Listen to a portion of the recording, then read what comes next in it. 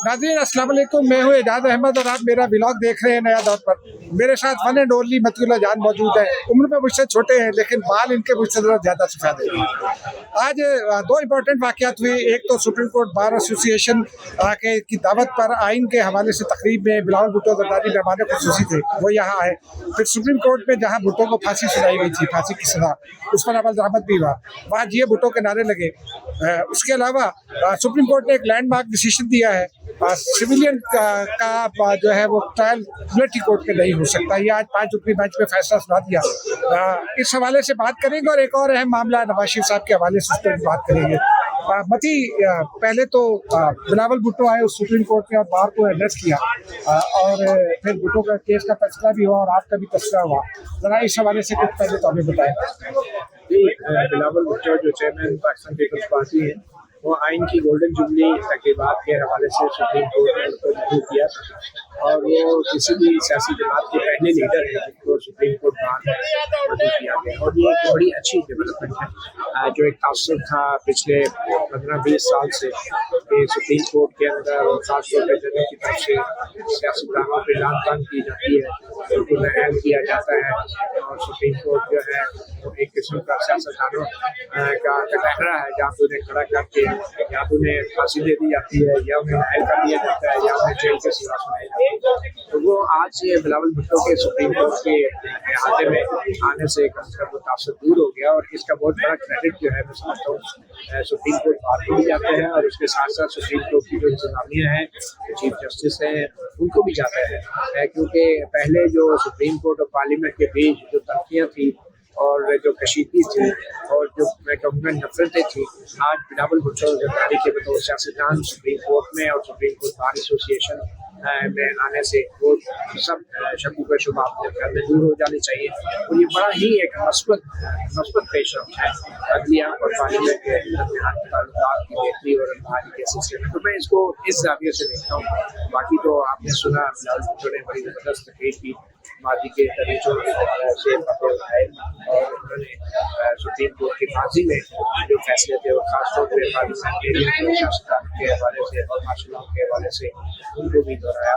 और सबसे दिलचस्प जो मसला था जब बिलावल भुट्टो ज़रदारी सुप्रीम कोर्ट की इमारत के बिल्कुल सामने आए, जिसके मरकज़ी दरवाजे के दाएं जानब ज़रदारी भुट्टो के नाम की तख्ती लगी थी कि उन्होंने यहाँ सगे बुनियाद रखा था सुप्रीम कोर्ट का, और बाईं जानब उनकी मालिका उनके नाम लगी थी कि उन्होंने इस बिल्डिंग का इफ्तिताह किया था, इसकी तामीर पर। तो ये बड़ा ही एक अलमिया में कहूँगा तारीख की सुप्रीम कोर्ट को खुद बिलावल भुट्टो ज़रदारी चाहे वकुआ कहते रहे अपने नाना के कत्ल का, उस सुप्रीम कोर्ट के मरकज़ी दरवाजे के दाएं बाएं जानब एक तरफ उनके नाना के नाम की तख्ती है, दूसरी तरफ उनके वालिदा के नाम की तख्ती है और दोनों को बदकिस्मती से इस सुप्रीम कोर्ट से इंसाफ नहीं मिल सका। और इस बात का जिक्र किया खुद बिलावल भुट्टो ने उन नामों की तख्तियों के साथ खड़े होकर तस्वीर बनाते हुए किया। पति, आज सुप्रीम कोर्ट ने एक बड़ा लैंडमार्क डिसीजन दिया फौजी अदालतों के हवाले से, कोई इसकी बात करेगा, कोई मुखालफत करेगा, मतिउल्लाह इसको कैसे देखते हैं? देखें, मैं तो पिछले 26-27 साल से कोर्ट रिपोर्टिंग करता रहा हूँ और सुप्रीम कोर्ट की रिपोर्टिंग करता रहा हूँ। मैं तो हमेशा से जो पाकिस्तान में इस वक्त आपको पता है हालात हैं जिसमें आम शहरी गायब हो जाते हैं, लापता हो जाते हैं और फिर कुछ अर्से बाद अदालतों में कहा जाता है कि ये फलां केस में पकड़े गए, ये दहशतगर्द थे, ये इंटरमेंट सेंटर में इनका फौज को हासिल किया जा रहा है। तो 5 जजों ने मैं समझता हूँ बड़ा तारीखी फैसला दिया है और किसी भी महज़ब माशरे में सिविलियन शहरियों को फौजी अदालतों में घायल नहीं किया जाना चाहिए। तो ये बहुत ही एक तारीखी फैसला है और खुशी की बात यह है कि ये कुछ बेंच की तरफ से आया है जिसको हम हमेशा से हथियार बेंच ही कहते रहे हैं, मगर इस बेंच ने ये जो फैसला दिया है ये बहुत दूर तक जाएगा। एक सवाल है यहाँ, एक तो जिस दिन ये बेंच बना था, मैंने खुद भी, हालांकि मैं सुप्रीम कोर्ट रेगुलर नहीं करता, मैंने खुद भी कह दिया था 4 का फैसला होगा, वही हुआ।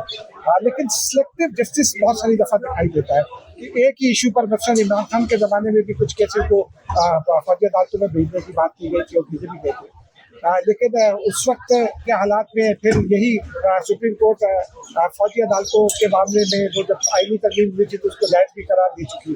अब ये फैसला आ गया, इन जजिस की के हवाले से पहले से एक राय भी बनाई गई थी। ये इस सारे सिनेरियो में आप इस चीज़ को कैसे देखते हैं? देखिए सिनेरियो जो भी था माजी में जो भी हुआ, अब ये जो 5 जजों ने फैसला दिया है जैसे इलेक्शन की सुनवाई है, मैं समझता हूँ ये बहुत ज़बरदस्त फैसला है और किसी भी मौजूद माशरे के लिए ये फैसला जो है एक बुनियाद फराहम करेगा ट्रांसपेरेंसी की, शफाफियत की, फेयर ट्रायल की, और जो सिविलियन शहरी हैं उनका ट्रायल जो आम अदालतों है, पाकिस्तान के जो आम अदालती निज़ाम है वो सुपीरियर है क्योंकि उसमें आइनी अदालतें, हाई कोर्ट है, सुप्रीम कोर्ट है और फिर नीचे कानूनी अदालतें, जिलाई अदालतें, तो वो सुपीरियर है, जबकि आर्मी कोर्ट्स जो हैं वो एक महकमे की अदालतें, वो ट्राइब्यूनल है, वो सिर्फ और सिर्फ फौज के एहलकारों और अफसरों के लिए बनाई गई हैं, सिविलियन शहरी को उसमें ट्रायल नहीं होना चाहिए था। तो मैं ये समझता हूँ ये बहुत अच्छा फैसला है और ख़ासतौर पर इस मुल्क में जिसमें शहरी लापता होते हैं और इस मुल्क में जिसमें पहले भी फौजी अदालतों में बहुत से शहरियों को सजाएं मिली हुई है और उन सजाओं के खिलाफ सुप्रीम कोर्ट में अपीलें भी हैं, जो पेशावर हाई कोर्ट ने जो फौजी अदालतों के सजाओं को ख़त्म किया है, तो तमाम अपीलें भी मेरे ख्याल में इस फैसले से बराह रास्त उन अपीलों का भी फैसला हो जाएगा और जो सजाएँ जो पेशावर हाई कोर्ट ने जस्टिस वकार सेठ ने अपने फैसले में मंसूख की थी वो सजाएँ भी जस्टिस वकार सेठ का फैसला भी बरकरार रहेगा। जब ये केस शुरू हुआ था तो उस वक्त कुछ लोगों को मैंने टीवी पर भी ये कहते सुना कि अगर ये अदालतें खत्म कर दी गई और ये फैसला आ गया हुकूमत के खिलाफ तो फिर फौजी तनसीबात पर हमलों का रास्ता खुल जाएगा। नहीं, ये गलत बात है। फौजी तनसीबात पे हमला जो है उनको रोकना चाहिए। ये कोई तरीका नहीं है कि आप शहरियों को अंदर आने दें और हमला भी हो जाए और फिर बाद में कहें कि आप ये फौजी अदालतों में करना चाहिए। नहीं, फौजी अदालतों में उन एहलकारों और अफसर के खिलाफ करना चलाया जाना चाहिए जो इन शहरियों को हर वक्त रोकने में नाकाम हुए, इन शहरियों को मौके से गिरफ्तार करने में भी नाकाम हुए। ये नहीं हो सकता कि पहले आप जो है किसी किस्म की कोई कार्रवाई ना करें और बाद में जो शहरी हैं उनको पकड़ के आप कहें कि अब आपके खिलाफ फौजी अदालतों में करना चलाया जाएगा, कोई रास्ता नहीं खुलेगा। ये हमारी नाअहली है, सुस्ती है, कोताही है कि हमारी पुलिस जो है और हमारे सिक्योरिटी पे मामूद लोग जो हैं उन्होंने परफेक्ट कार्रवाई नहीं की और उनकी कोताही और सुस्ती की सजा किसी सिविलियन शहरी को फौजी अदालत में ट्रायल के जरिए नहीं मिलनी चाहिए। आखिरी सवाल, नवाज शरीफ साहब वापस आ गए और हम सब ने देखा और ये तासुर भी मिला कि हुकूमती सरपरस्ती भी हासिल है एस्टेब्लिशमेंट की। कुछ लोगों ने तो नवाज शरीफ को प्रोजेक्ट नवाज शरीफ करार दे दिया। अब पहले इमरान खान प्रोजेक्ट थे, अब प्रोजेक्ट नवाज शरीफ है। मतीउल्लाह जान जो 27-28 साल से आइन और कानून की जद्दोजहद भी कर रहे हैं, वो इस पे क्या राय रखते हैं? देखिए, ये प्रोजेक्ट नवाज शरीफ नहीं है या ये प्रोजेक्ट इमरान खान नहीं है, ये प्रोजेक्ट इस्टेब्लिशमेंट है जिसमें चेहरे बदलते रहते हैं। मेरे ख्याल में ये इस्टेब्लिशमेंट के ऊपर बार आनी चाहिए, इस्टेब्लिशमेंट को हमें शर्मिंदा करना चाहिए। कभी हम नवाज शरीफ को शर्मिंदा करते हैं कि प्रोजेक्ट नवाज शरीफ है, कभी हम इमरान खान को शर्मिंदा करते हैं प्रोजेक्ट इमरान खान है, कभी हम आसिफ जरदारी को प्रोजेक्ट का नाम देते हैं, कभी बेनज़ीर भुट्टो को 1988 में जिस तरीके से वो आई उसको प्रोजेक्ट का नाम देते हैं। तो ये जो प्रोडक्ट हैं, हमें उन प्रोडक्ट्स को शर्मिंदा करने की बजाय उस प्रोजेक्ट को, जिस प्रोजेक्ट के तहत ये मुख्तलिफ चेहरे बदल के नए प्रोडक्ट लाए जाते हैं, हमें उस प्रोजेक्ट पे जो है सवाल उठाना चाहिए, प्रोडक्ट पे सवाल नहीं उठाना चाहिए। अब वक्त आ गया है कि हमें इस्टेब्लिशमेंट के जो किरदार है उसके ऊपर बात करनी चाहिए, चाहे वो इमरान खान का प्रोजेक्ट है, चाहे वो नवाज शरीफ का प्रोजेक्ट है, इससे कोई फर्क नहीं पड़ता। हाँ, हम ये जरूर तवक्को करेंगे नवाज शरीफ से भी और इमरान खान से भी कि वो खुद को एक प्रोडक्ट के तौर पर इस्तेमाल ना होने दें और वो इस हवाले से खुल के बताएं कि वो किस डील के तहत आ रहे हैं। और अगर वो नहीं बताएंगे तो एक दिन आएगा मेरा मोबाइल बंद होने लगा, आगे दफ्तर आके आपका क्या ख्याल है? नवाज शरीफ डील के तहत आए हैं, नवाज शरीफ प्रोजेक्ट है या जो डील हुई है वो कोई अभी की डील नहीं है। मैं समझता हूँ कि ये नवाज शरीफ की बात नहीं है, ये एक सियासतदानों की बात है, हमारी सियासी जमातों की बात है कि वो पिछले 15-20 साल से डीलें ही कर रहे हैं। अभी हम अगर कह भी दें कि नवाज शरीफ डील के तहत आए हैं, ये कोई मसले का हल तो नहीं है। डीलें तो 75 साल से इस मुल्क में हो रही है, 36 साल तो फौज ने हुकूमत की है, बाकी उम्र में तो वो बिलवास्ता जो है हुकूमत करते रहे। तो अब आके अब नवाज शरीफ को हम कहें कि वो डील के तहत आए, बिल्कुल आए। उससे पहले इमरान खान आए थे। मेरे ख्याल में इससे ज्यादा बड़ा और अहम इशू ये है कि जो डील करने वाले हैं, जो डील देने वाले हैं, वो सबसे बड़े मुजरिम हैं। हमें उनके ऊपर भी सवाल उठाना चाहिए। ये तो छोटे मोटे सियासतदान हैं, इनकी अगर इतनी ताड़ होती तो ये इस तरह इन हालात में इस तरह की डीलें करते हैं। तो मेरे ख्याल में अवाम को अब असल मुजरिम को पहचानना चाहिए और असल मुजरिम वो हैं जो ये प्रोजेक्ट लाते हैं, असल मुजरिम वो हैं ये जो डील देते हैं। हमें उनके हवाले से भी सवाल उठाना चाहिए। ये सिर्फ जो छोटे मोटे डीलर हैं, हम नवाज शरीफ, इमरान खान, आसिफ जरदारी, इनको अगर हम वो करते रहेंगे तो तासुर ये मिलेगा कि इस मुल्क में बड़ी जमहूरियत है, सियासतदानों में तनकीद हो रही है।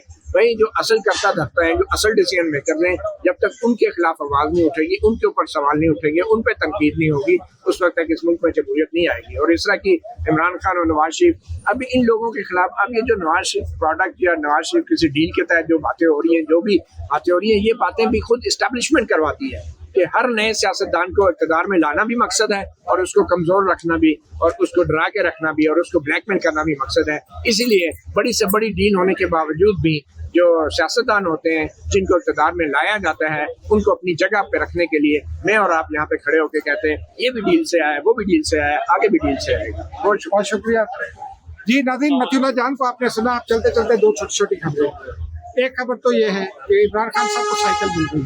जज साहब ने कहा जगह कम है वरना स्विमिंग पूल भी दे देता, मोटरसाइकिल का कहेंगे तो शायद वो भी देख लूँगा। लेकिन इस एक और इम्पोर्टेंट बात ये है कि जिन जज साहब ने साइकिल की इजाज़त दी है, उन्हीं जज साहब की अदालत में साफर केस में इमरान खान और शाह महमूद कुरैशी पर फर्द जुर्म आयद कर दी गई।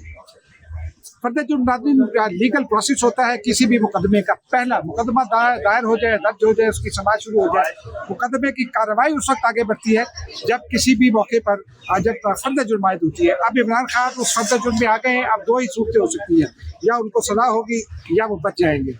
मेरा ये ख्याल है कि जो केस के जो दस्तावेज़ात हैं, शवाहिद है, वो बहुत मजबूत हैं।